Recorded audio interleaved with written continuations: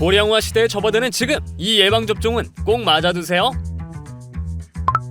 안녕하세요. 국내 최대 생동성 임상시험 모집 플랫폼 메디시보입니다. 의학의 발달로 기대 수명이 늘면서 이른바 100세 시대가 눈앞에 왔습니다. 65세 이상 노인 인구 비율이 20%가 넘는 초고령화 사회가 다가오면서 자연스럽게 건강관리에 대한 중요성이 대두되고 있는데요.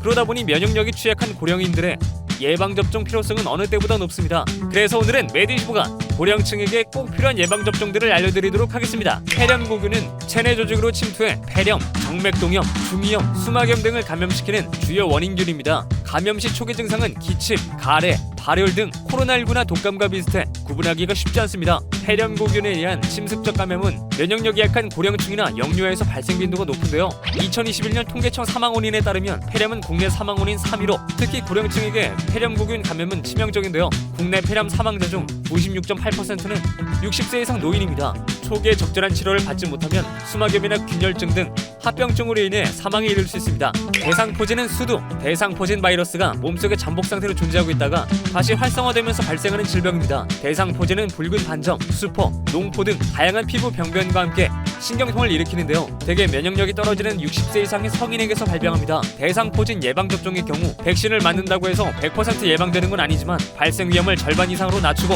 신경통 예방 효과도 있습니다. 실제로 대상포진을 앓은 적이 없는 65세 이상 노인 3만 8천여 명을 대상으로 예방접종 후 3.1년간 추적 관찰한 결과 대상포진 발생률이 51% 감소했습니다. 또 백신 접종 시 대상포진을 앓아도 증상이 약했고 대상포진 후 신경통 같은 후유증 발생도 최대 74% 줄었습니다. 인플루엔자란 감기 증세를 일으키는 인플루엔자 바이러스에 의해 발생하는 질환으로 흔히 독감이라고도 합니다. 인플루엔자의 가장 흔한 합병증은 2차적인 세균 폐렴이며 만성호흡기 질환, 만성심부전이나 만성심혈관 질환 환자는 인플루엔자 바이러스 감염으로 인해 기저질환이 악화할 수 있고 사망할 수 있습니다. 특히 인플루엔자 감염 및 그 합병증으로 입원 및 사망은 65세 이상 노인에게서 많이 발생합니다. 인플루엔자 백신의 경우 접종 후 2주 후부터 예방 효과가 나타나 약 6개월 정도 유지가 되는데요. 바이러스 감염 시 합병증 발생 위험이 높은 고령자는 유행 시작 전인 10월에서 11월에 예방접종을 완료하는 게 좋습니다.